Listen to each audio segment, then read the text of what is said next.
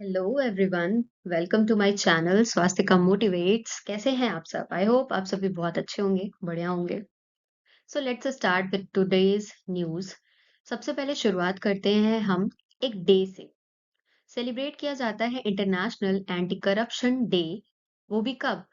9th of December को हर साल इसे सेलिब्रेट किया जाता है। ठीक है, नाम से ही पता चल रहा होगा एंटी करप्शन डे है। दैट मीन्स हम लोग क्या करेंगे यहाँ पर? करप्शन को खत्म करने की बात करेंगे, करप्शन को फिनिश करने की बात करेंगे। इंटरनेशनल लेवल पे है तो it means all over world इसको सेलिब्रेट किया जाता है 9th ऑफ दिसंबर को। ठीक है, थीम क्या रखी गई है? थीम रखी गई है uniting with youth against corruption, shaping tomorrow's integrity. मतलब हमें करप्शन को स्टॉप करना है ताकि आने वाले टाइम में हम इंटेग्रिटी को मेंटेन कर सकें, है ना? आपको बस ये याद रखना है कि 9th ऑफ दिसंबर को हर साल international anti corruption day celebrate किया जाता है और 2024 की क्या थीम है वो मैंने आपको यहाँ पे बता दी। Now let's move with the another news जो कि जुड़ा है एक पोर्टल से, अन्न चक्र और स्कैन। एक ये पोर्टल लॉन्च किया गया है। इसे लॉन्च किसने किया है? यहाँ पे आपको मिनिस्टर नजर आ रहे होंगे। इनका नाम है प्रहलाद जोशी जी।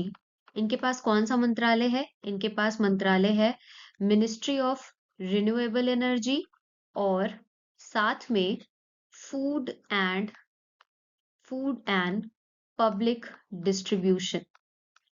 ये मिनिस्ट्री इनके पास है। इन्होंने लॉन्च किया है एक ऐप, एक पोर्टल, जिस पोर्टल का नाम है स्कैन पोर्टल। तो स्कैन का फुल फॉर्म क्या है? फुल फॉर्म है subsidy claim application, right? Subsidy claim application इसका नाम है। तो आखिर इसके अंडर में होगा क्या? सबसे पहली बात, ये क्या करेगा ये पोर्टल? जिस भी जिन भी लोगों की सब्सिडी से रिलेटेड कुछ प्रॉब्लम है, उन्हें अगर क्लेम करना है तो वो इस पोर्टल पे जा करके अपना जो भी डाउट है उसे रजिस्टर करा सकते हैं। ठीक है, अगर ये ऑनलाइन मोड पे हो जाएगा तो डेफिनेट सी बात है कि हम करप्शन को और ज्यादा कम कर सकेंगे। लॉन्च किया है प्रहलाद जोशी जी ने। एक और चीज लॉन्च की है वो है अन्न चक्र। तो अन्न चक्र के बारे में भी जान लेते हैं। अन्न चक्र इज बेसिकली फूड चेन। जो पब्लिक डिस्ट्रीब्यूशन सिस्टम चलता है ना, पीडीएस सिस्टम, उसके थ्रू जो अनाज को बांटा जाता है, तो कभी-कभी क्या होता है ना, उस अनाज को लोगों तक ना पहुंचा करके उसका ब्लैक मार्केट में जाकर के उसको सेल कर दिया जाता है। इस चीज को रोकने के लिए अन्न चक्र को लॉन्च किया गया है ताकि हम देख सके कि क्या किस तरीके से ग्रेन्स जो है वो लोगों तक पहुंच पा रहे हैं या नहीं सही वे में, या इसको करप्शन के थ्रू कहीं और बेच दिया जा रहा है। तो ये बेसिकली एक मोमेंट हम देखेंगे इस अन्न चक्र के थ्रू।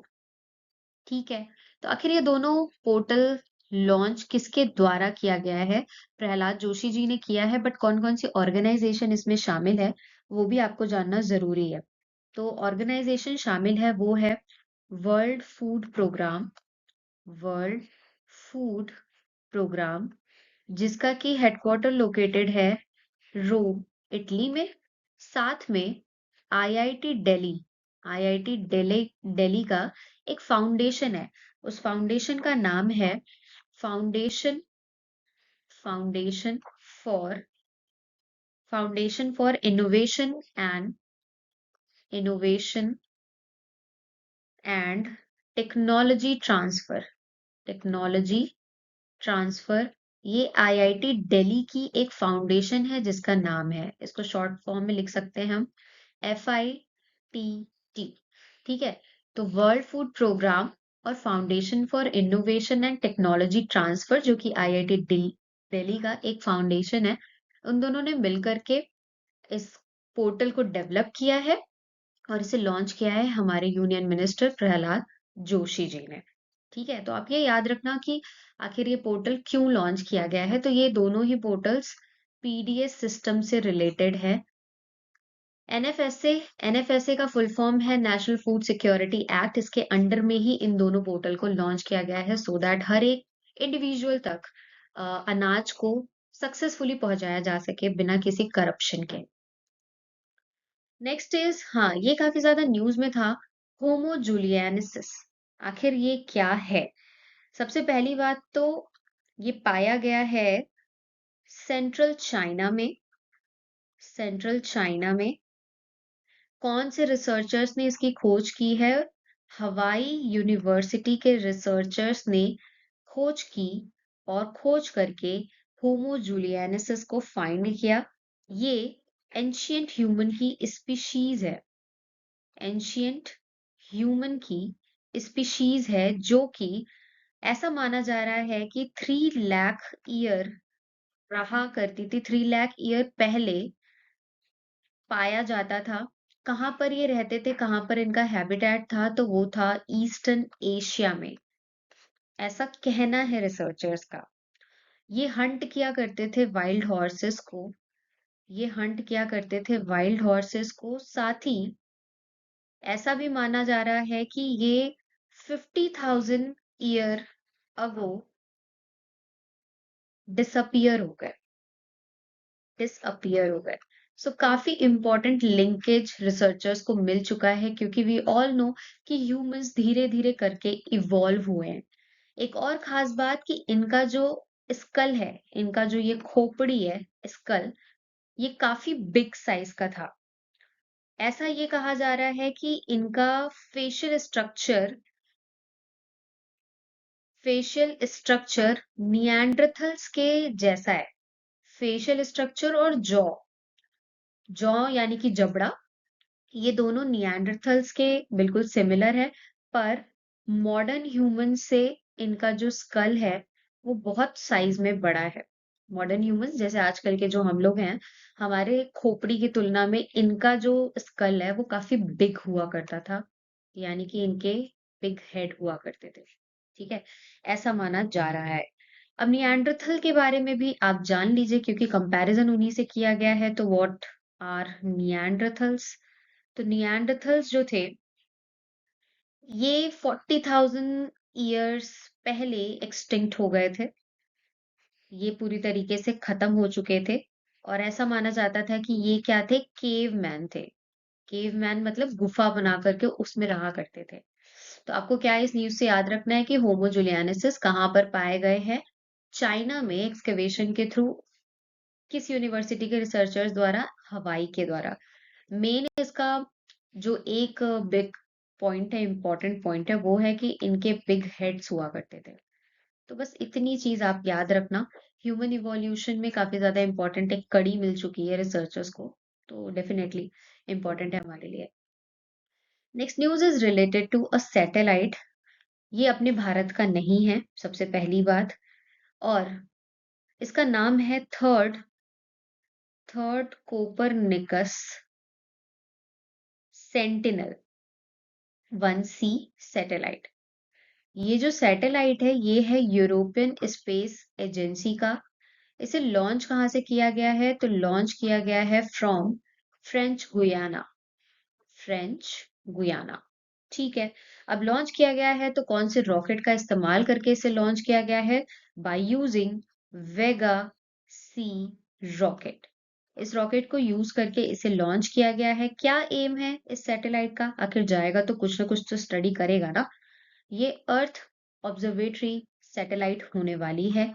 यानी कि किस तरीके से क्लाइमेट्स चेंज हो रहे हैं उनकी स्टडी करेगा, एटमॉस्फेयर की स्टडी करेगा, और marine, land, emergency responses, security, इन सब चीजों के बारे में ये जा करके स्टडी करने वाला है। ठीक है। क्या क्या चीजें इसमें और ज्यादा इनबिल्ट की गई हैं? तो सबसे पहले फैक्ट्स की बात करेंगे तो इनमें high resolution cameras and radar radar system लगाया गया है। साथ ही में इसमें हाई रेजोल्यूशन के कैमरास को इनबिल्ट किया गया है। ठीक है। तो बस आप ये याद रखना, ये अपने भारत का नहीं है, यूरोपियन स्पेस एजेंसी का है। अर्थ ऑब्जर्वेटरी सैटेलाइट होने वाला है जो कि अर्थ के चेंजिंग एनवायरनमेंट के बारे में स्टडी करेगा। ठीक है। पहला सेंटिनल भी रिलीज किया गया था, अब उसके बारे में भी जान लो।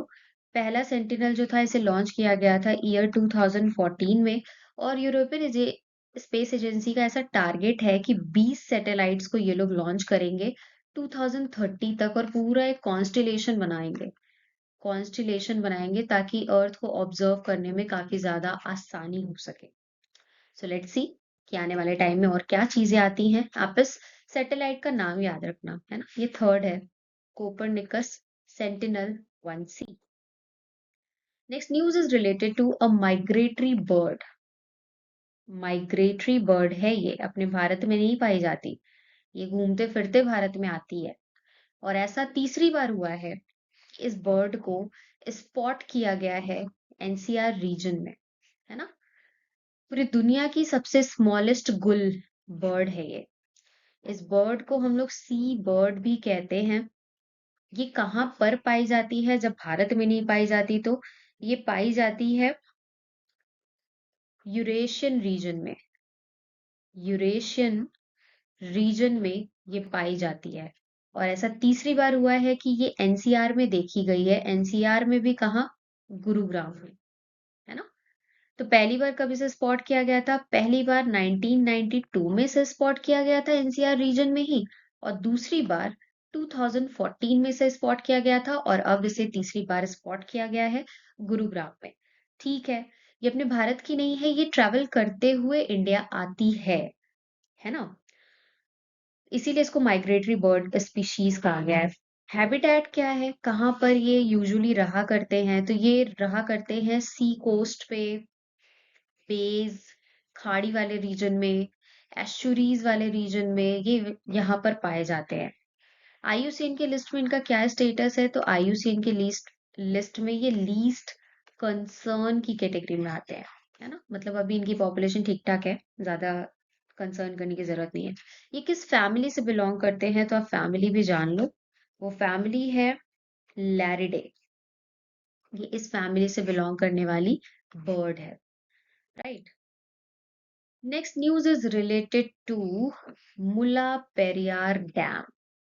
मुला पेरियार डैम काफी ज्यादा डिस्प्यूटेड ये डैम रहा है, आए दिन ये न्यूज में आता रहता है। और अभी फिर से ये एक बार न्यूज में क्यों आया है? क्योंकि सुप्रीम कोर्ट ने ये कहा है कि जो भी अभी कॉन्फ्लिक्ट वाला मुद्दा चल रहा है, जिसके बारे में अभी हम डिस्कस करेंगे, वो उसके बारे में डिस्कशन ये जनवरी 2025 में सुप्रीम कोर्ट करेगा। तो क्या आखिर डिस्प्यूट का जो मुद्दा है वो आखिर है क्या? सबसे पहली बात आप ये जानो कि मुला पेरियार डैम कौन से रिवर पर कंस्ट्रक्टेड है। तो मुला ये कंस्ट्रक्टेड है मुलायार और पेरियार रिवर के कॉन्फ्लुएंस पे, है ना। कॉन्फ्लुएंस पे ये डैम कंस्ट्रक्टेड है। कब इस डैम को कंस्ट्रक्ट किया गया था? 1895 में इस डैम को कंस्ट्रक्ट किया गया था। लोकेटेड कहाँ है ये लोकेटेड है केरला के केरला के इदुक्की डिस्ट्रिक्ट में। इदुक्की डिस्ट्रिक्ट में। लेकिन ये किसके कंट्रोल में है? तो ये है तमिलनाडु के कंट्रोल, है ना। लोकेटेड ये भले केरला में है, पर इस पे कंट्रोलिंग किसकी चलती है? तमिलनाडु की चलती है, और सारा कॉन्फ्लिक्ट यहीं से अराइज होता है। एक और इम्पोर्टेंट बात, ये जो डैम है ये पेरियार नेशनल पार्क वाले रीजन के पास लोकेटेड है, या आप ये कह लो कि इस डैम के पास ही पेरियार नेशनल पार्क लोकेटेड है। यहाँ पे मैप है, here it is Tamil Nadu, this is Kerala, and this is मुला पेरियार डैम। मतलब यहाँ पे है, आप ये देख सकते हो पेरियार टाइगर रिजर्व यहाँ पर है, और ये बिल्कुल जस्ट बॉर्डर वाले रीजन पे लोकेटेड है। तो ऑब्वियसली ये डिस्प्यूट का मामला यहीं से अराइज होता है। ठीक है, तो आखिर और क्या क्या बात आई है? सबसे पहली बात तो ये मुद्दा उठाया गया है केरला के द्वारा, कि केरला ने ही पिटिशन डाला है एक्चुअली, कि वो चाहते हैं वाटर लेवल को रिड्यूस करके 120 फीट तक कर देना चाहिए, 120 फीट तक। पर तमिलनाडु क्या कह रहा है? तमिलनाडु ये चाहता है कि वाटर लेवल को राइज करके 142 फीट तक कर दिया जाए। केरला का ये कहना है कि अगर वाटर लेवल राइज होगा, एक्चुअली ये डैम जो है ना ये 1895 में कंस्ट्रक्ट हुआ था, और अब ये डैम 129 इयर्स पुराना हो चुका है। तो आप समझ सकते हो कि इतना पुराना डैम है तो कभी भी ये टूट सकता है, या कुछ भी इसमें प्रॉब्लम्स आ सकते हैं। तो अगर कुछ ऐसा होता है तो केरला ने यही कंसर्न रेज किया है कि केरला में फ्लड आएगा और केरला में काफी ज्यादा ये डिस्ट्रक्शन क्रिएट कर सकता है। इसलिए इन्होंने ये कंसर्न दिया है कि डिस्ट्रक्शन ना हो, इससे बचने के लिए वाटर लेवल को रिड्यूस कर दिया जाए। पर तमिलनाडु ने उसका वाटर लेवल बढ़ाने के लिए कहा है। क्यों कहा है? क्योंकि तमिलनाडु को ये पानी प्रोवाइड करता है for the irrigation and drinking as well. पीने के लिए पानी, खेती के लिए पानी, ये दोनों ही पानी इसी डैम से तमिलनाडु में सप्लाई किया जाता है ना? एक्चुअली ये पानी पेरियार रिवर से ट्रांसफर होता है और कहाँ पर जाता है? तमिलनाडु के वैगई बेसिन में जाता है। वैगई बेसिन में जाता है और लोगों के लिए काफी ज्यादा हेल्पफुल होता है in irrigation and drinking as well. तो ये कंसर्न यहाँ पर अराइज हुआ है। अभी आपने देखा भी होगा कि जुलाई 2024 में कितनी ज्यादा तबाही हुई थी वयनाड में। Wayanad which is in Kerala, landslides हुए थे ना यहाँ पे, कितनी ज्यादा तबाही हुई थी। उसी का रेफरेंस देते हुए केरला ने ये कंसर्न जाहिर किया है कि प्लीज इसके वाटर को लोअर डाउन कर दिया जाए।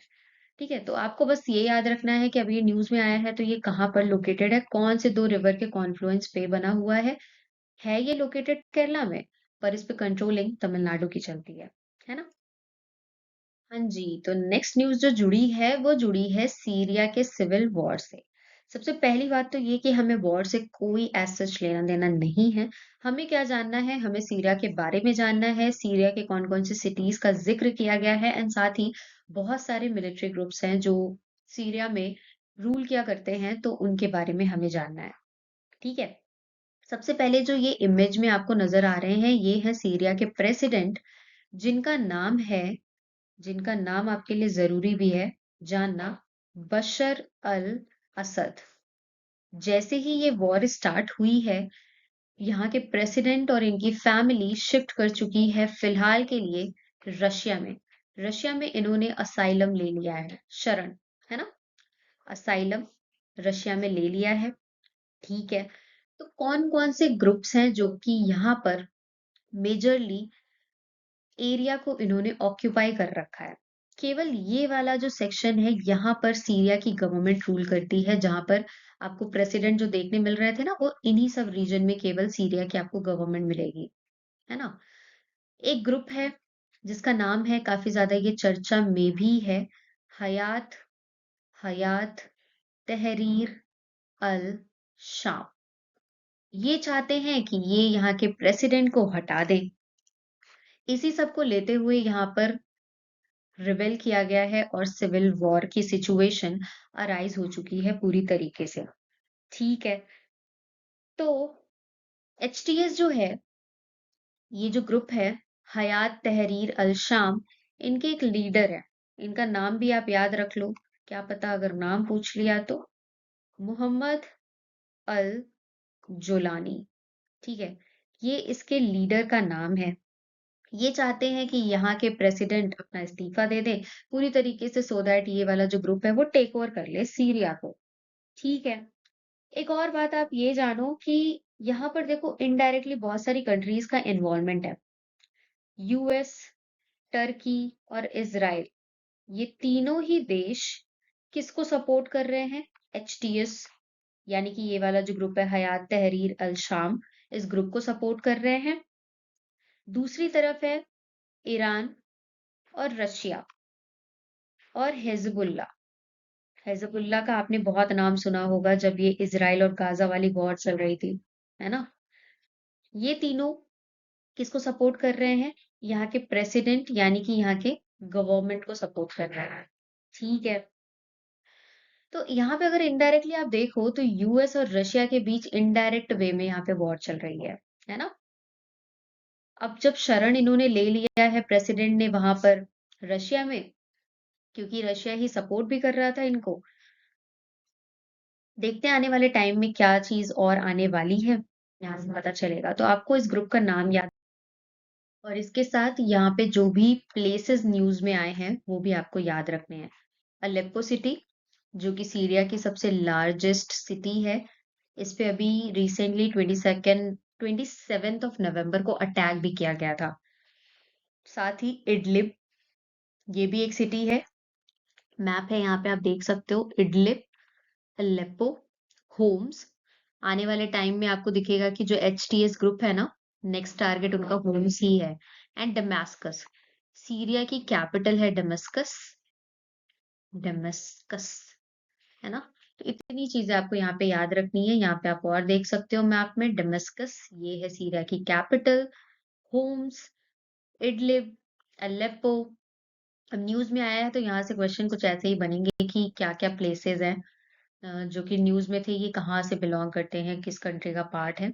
तो ये सारी बातें आपको, तो इतनी बातें आपको यहाँ से याद रखनी है। साथ ही सीरिया ये कौन कौन से देशों से बॉर्डर शेयर करता है, वो देश है Turkey, Iraq, this is Jordan, Jordan, ये है इजराइल, इजराइल, एंड ये छोटू वाला है लेबनन, लेबनन। तो आप शॉर्ट ट्रिक फिजिल, फिजिल से भी याद रख सकते हो, Turkey, Iraq, Jordan, Israel and Lebanon. ठीक है। साथ ही सीरिया का बॉर्डर किस वाटर बॉडी से शेयर होता है, वो वाटर बॉडी है मेडिटेरेनियन सी, यानी कि भूमध्य सागर। ठीक है, इससे इसका बॉर्डर शेयर होता है। इतनी चीजें आप यहाँ से याद रखो। कुछ और आउटकम आएगा तो डेफिनेटली वी विल डिस्कस। अभी कल ही एडवाइजरी भी जारी की गई है मिनिस्ट्री ऑफ एक्सटर्नल अफेयर द्वारा भी, कि जितने भी इंडियंस यहाँ पर हैं वो सेफ है, और अगर कुछ और इश्यूज आते हैं तो उन्हें यहाँ से इवैक्यूएट भी किया जाएगा। 90 काउंटिंग बताई गई है कि 90 भारतीय वहां पर हैं एट प्रेजेंट सीरिया में। Next news is related to, हाँ, आप सभी को पता होगा ना कि जय शाह जी ने ऑलरेडी आईसीसी के चेयरमैन वाली पोस्ट संभाल ली है ना। ये पोस्ट को इन्होंने संभाल लिया है। इससे पहले ये कहाँ पर काम कर रहे थे, ये काम कर रहे थे as head of Asian cricket council. तो जब इन्होंने आईसीसी के चेयरमैन वाली गद्दी संभाल ली तो ये वाली तो कुर्सी खाली हो गई। अब यहाँ पर अपॉइंट कर दिए गए हैं शमी सिल्वा जी। ये कौन सी कंट्री से बिलोंग करते हैं, ये बिलोंग करते हैं श्रीलंका से, है ना। तो आपको इनका नाम याद रखना है। एशियन क्रिकेट काउंसिल को बनाया कब गया था, बनाया गया था 1983 में। एट प्रेजेंट 36 कंट्रीज हैं, एट प्रेजेंट 36 नहीं, 30 कंट्रीज हैं जो कि एशियन क्रिकेट काउंसिल का पार्ट है। This is it from today's current affair. I hope you all liked it. अगर आपको पसंद आए तो इसे लाइक, शेयर और सब्सक्राइब जरूर करें। मैं आज जरूर से पीडीएफ जो है टेलीग्राम पे शेयर कर दूंगी। एक्चुअली मैं भूल जाती हूँ, जैसे ये क्लास होता है उसके बाद फिर मैं बंद करके अपने लैपटॉप को साइड रख देती हूँ, एंड फिर मैं भूल जाती हूँ। बट मैं आज मेक श्योर करूंगी कि पहले मैं जस्ट अभी तुरंत पीडीएफ शेयर करूँ टेलीग्राम पे, आप वहां से कलेक्ट कर सकते हो। And keep learning, keep revising and stay tuned with me for more such news. Thank you for watching.